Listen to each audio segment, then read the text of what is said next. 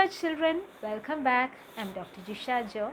In this session, we shall discuss a few more important MCQs from the chapter Transpiration. Okay children, so this is the second part of the multiple choice questions from the chapter Transpiration. Moving on to the first question of this part, the color of dry cobalt chloride paper. The color of dry cobalt chloride paper, options are pink, blue, brown, green. So we know that dry cobalt chloride paper is an indicator for moisture, and the color of dry cobalt chloride paper is blue. When dry, the cobalt chloride paper is blue in color. Okay, and as it absorbs moisture, it turns pink. So the correct option, without looking at the options itself, you can understand the color of dry cobalt chloride paper is blue in color. Okay, option B, blue. Next question, in a dicot leaf, options are more transpiration occurs from the ventral surface of the leaf, less transpiration occurs from the dorsal surface of the leaf, more transpiration occurs from the dorsal surface of the leaf, equal transpiration occurs from both the surfaces of the leaf.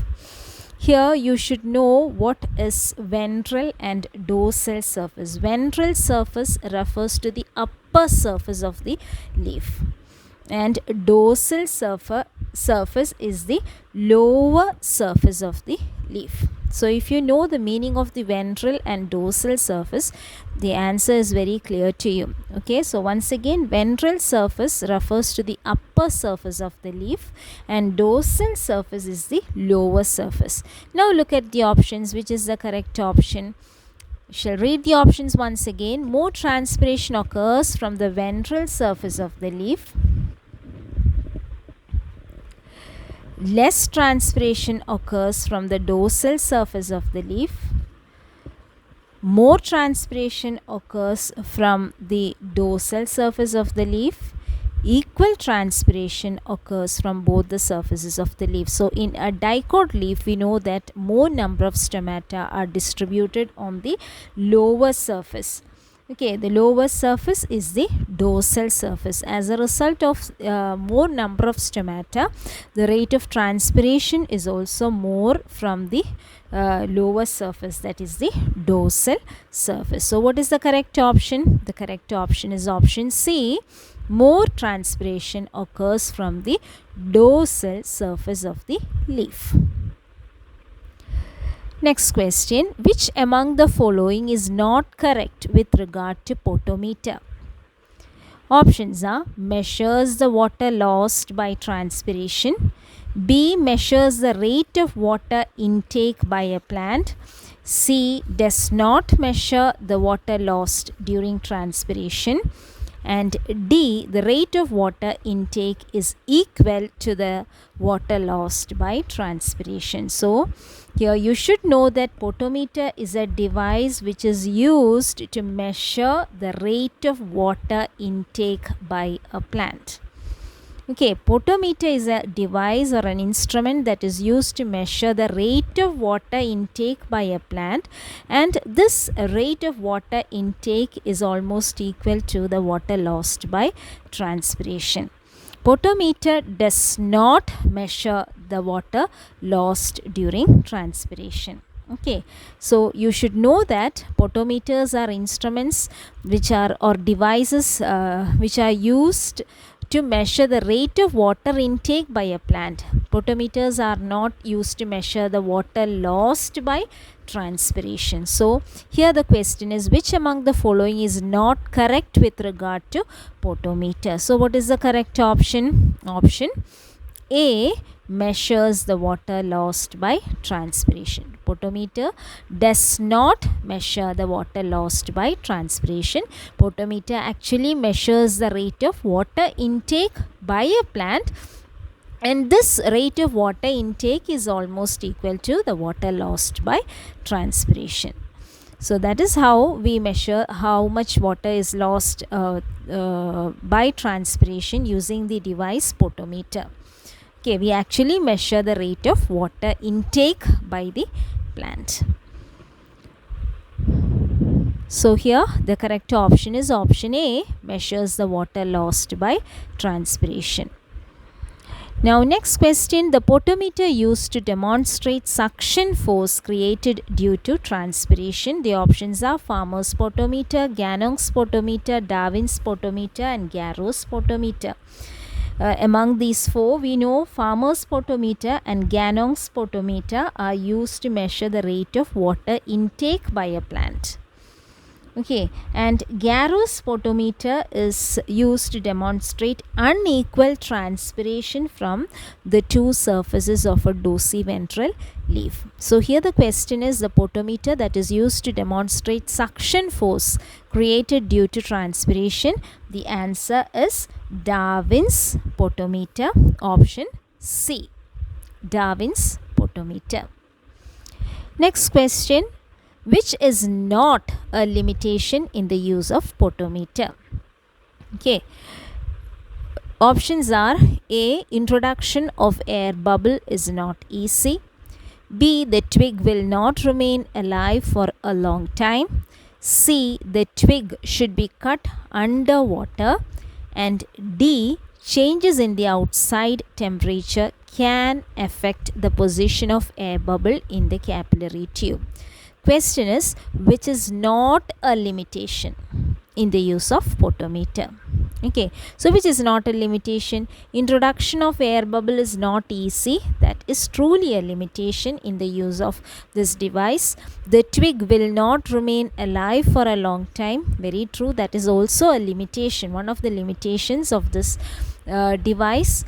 The twig should be cut under water. That is not a limitation. That is actually a precaution that is to be used, or a precaution to be taken while using this instrument. The twig should be cut under water. This is to avoid the suction of air bubble into the twig.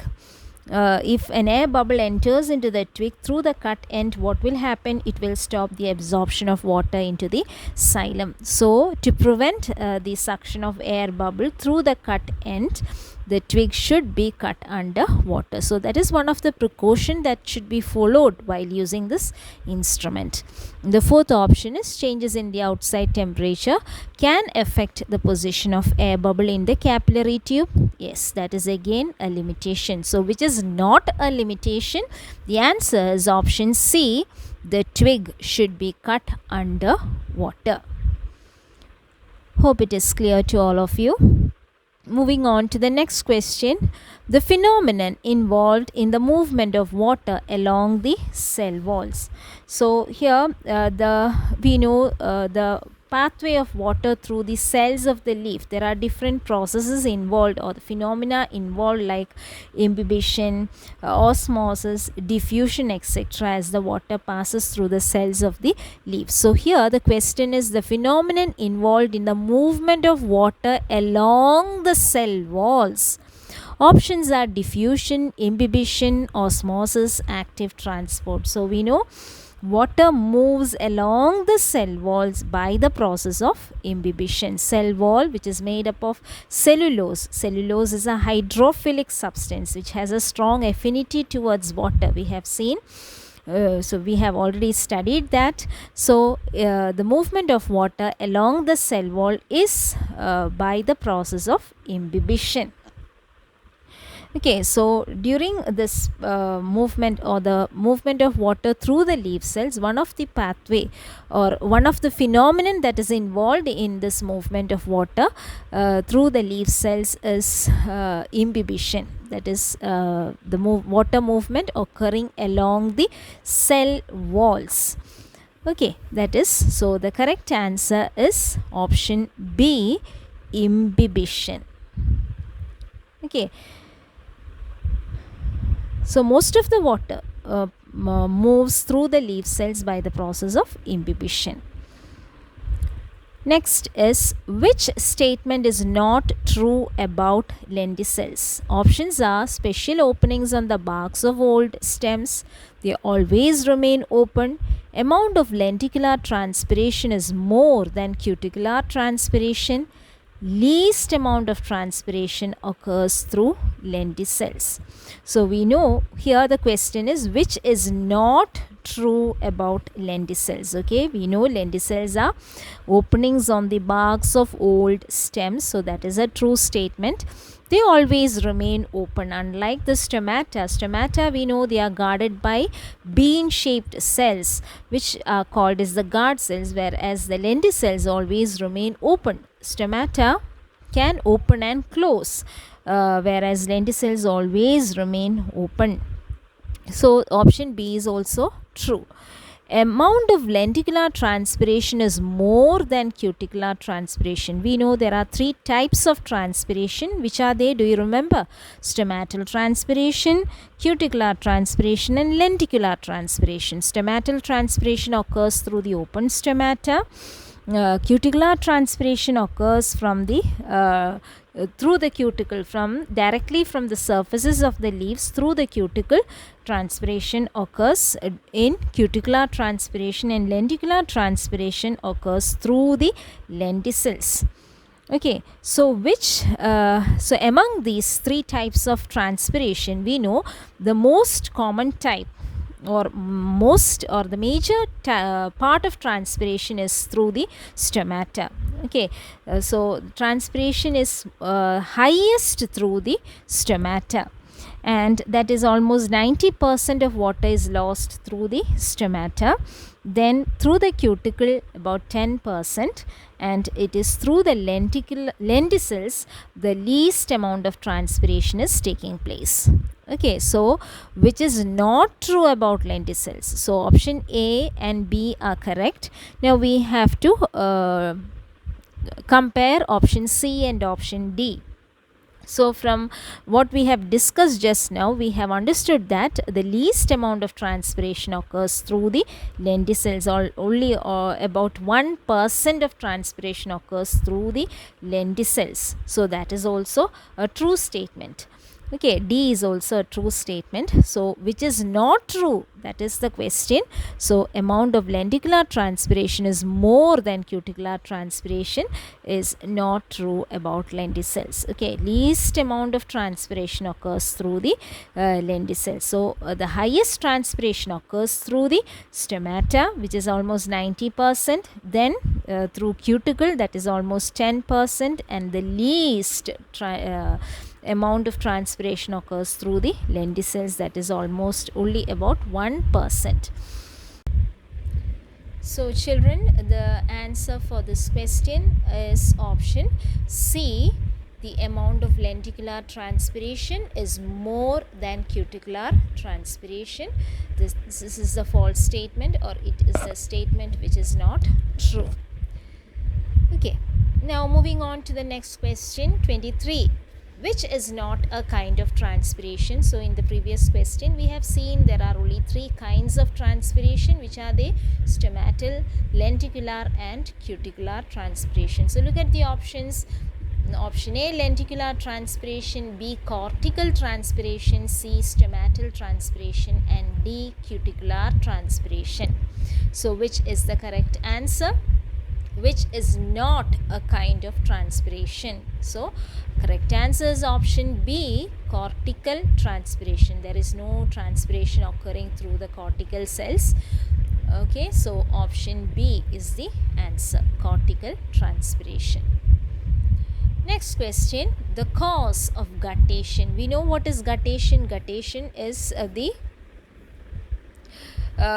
removal of water or the loss of water in the form of water droplets from the minute pores, or from the leaf endings, or these pores which are called as the hydrothods. Okay, these hydrothods are found at the ends of veins. And what is the cause of guttation? Options are diffusion pressure, imbibition pressure, root pressure, and transpiration pull. Okay, so diffusion pressure is the pressure which is caused or which is formed as a result of diffusion. Imbibition pressure is the pressure which is developed in the imbibement as a result of imbibition. And transpiration pull, we know it is the pull or the suction force which is exerted on the column of water in the xylem as a result of transpiration. Now see root pressure. Root pressure is the pressure that is developed in the roots due to the continuous or continued inward movement of water through the cells of the root. So the cause of guttation is actually what? It is due to root pressure. Okay, so you should know that the cause of guttation is due to or is root pressure. Root pressure is the cause of guttation. The correct answer is option C, root pressure. Okay. Next question, the exudate of guttation is what? Now, what is exudate? We know plants lose water or some other fluids along with dissolved substances in the form of liquid. Okay, and this is known as exudation. So we know it occurs in two ways. Which are the two ways in which exudation can occur? Number one is guttation and number two is bleeding. We have seen what is guttation. Guttation is the loss of water in the form of water droplets through the vein endings or through the hydatodes. And what is bleeding? Bleeding is the escape of the plant sap from the ruptured or cut end of the plant. So here question is exudate of guttation is. Options are water with dissolved mineral salts, pure water, plant sap and sugars, water vapor in condensed form. So which is the correct answer? The correct answer here, so look at the options: water with dissolved minerals and salts, pure water is actually wrong. Okay, pure, because exudation, it occurs through the veins of leaves, the vein endings of leaves. So pure water is not correct because the veins actually contain the dissolved minerals also in them. So actually that is wrong. Then plant sap and sugars, no, that is also wrong. Plant sap and sugars, that is the exudate in the case of bleeding. When bleeding occurs, the exudate is mainly plant sap and sugars. Water vapor in condensed form, so we have seen exudation occurs in liquid form. So option D is also wrong. Okay, so which is the correct answer? The correct answer is option A. Exudate of guttation is water with dissolved mineral elements. Hope you have understood. Option C, exudate of bleeding is plant sap and sugars. Okay, in the case of bleeding, the exudate is plant sap and sugars. Here the question is exudate of guttation. In the case of guttation, the exudate is mainly water plus dissolved minerals. The mineral elements that are dissolved in water also comes out through the vein endings. So the correct answer is option A, water with dissolved minerals. Next question, which is true about transpiration? Pure water changes into vapor, occurs in presence of sunlight, may lead to loss of turgidity in leaf cells. All the above. Look at all the options once again. Pure water changes into vapor. Yes, during transpiration, water changes into vapor. Water is lost in the form of water vapor. So that is correct. Occurs in presence of sunlight. Yes, that is also very true. Transpiration occurs in presence of sunlight. Then option C, may lead to loss of turgidity in leaf cells. Yes, very true. As a result of transpiration, there is a chance or tendency for the leaf cells to lose their turgidity. So the correct answer is all the above. Okay, that is why we find the wilting of leaves occurring during the mid-noons or That is the reason, because during noon the temperature is very high, the intensity of light is high, so rate of transpiration is high during the noons. So as a result of transpiration, we see wilting of plants or wilting of leaves occurring during mid noons as a result of transpiration. So all the statements are correct, all the above. Next question, wilting of plants occur due to, okay, so the same which we have discussed just before. In the previous question we have seen it is due to, options are evaporation, transpiration, guttation, respiration. So here the answer is very clear to you, it is due to transpiration. Wilting of plants occur due to transpiration.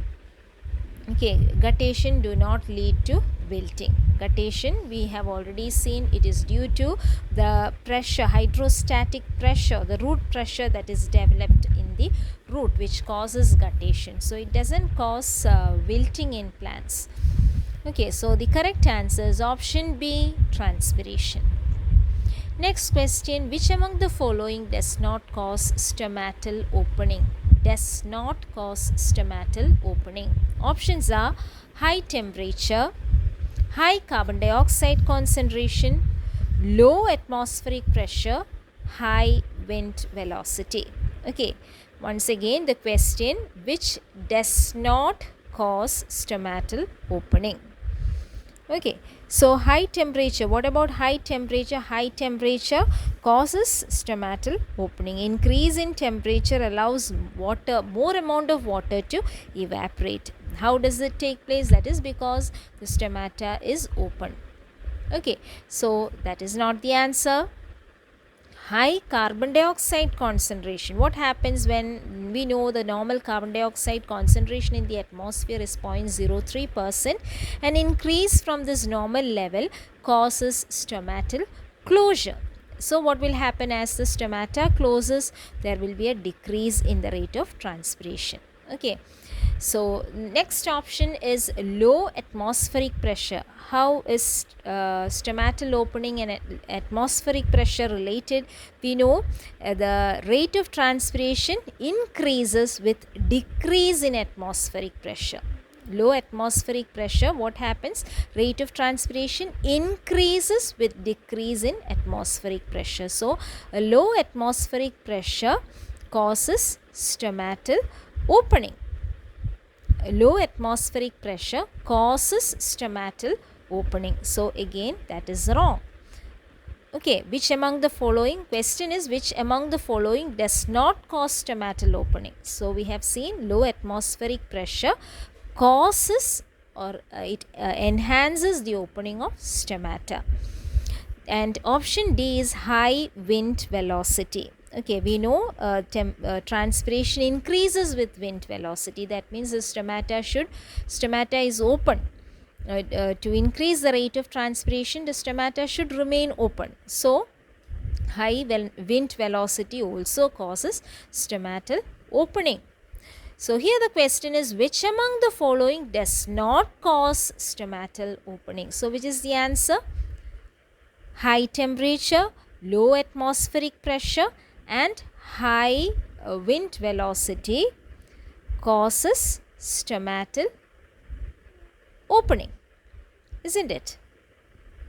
Whereas which does not cause stomatal opening? It is high carbon dioxide concentration. Answer is option B, high carbon dioxide concentration. Okay, you have to think a little bit to answer this question. Don't get confused. So high carbon dioxide, when the carbon dioxide concentration increases above the normal, this results in stomatal closure. Okay, so the answer is high carbon dioxide concentration. Next, which among the following is true?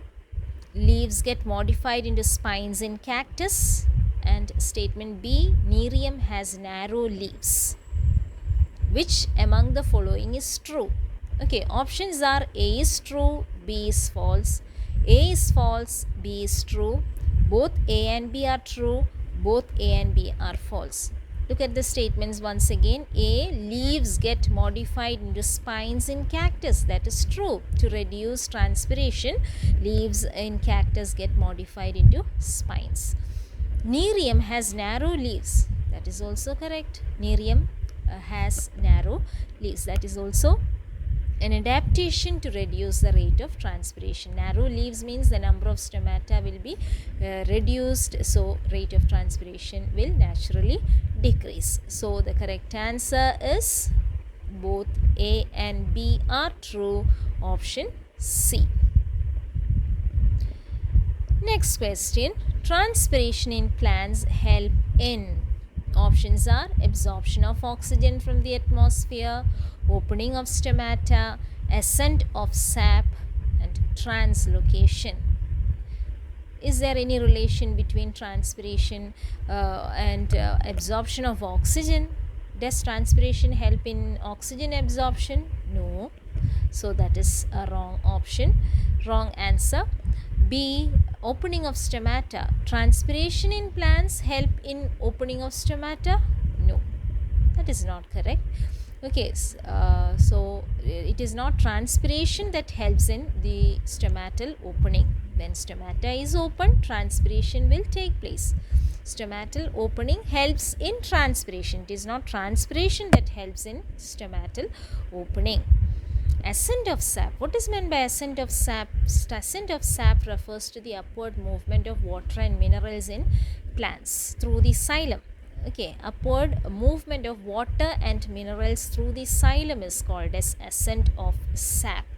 What is translocation? Translocation is the movement of food through the phloem.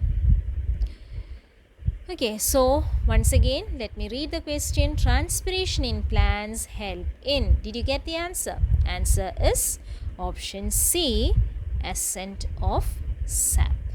Okay, we have seen transpiration pull. That is one of the significance of transpiration. Transpiration has a cooling effect. It provides a suction force and it helps in the upward movement of water and minerals.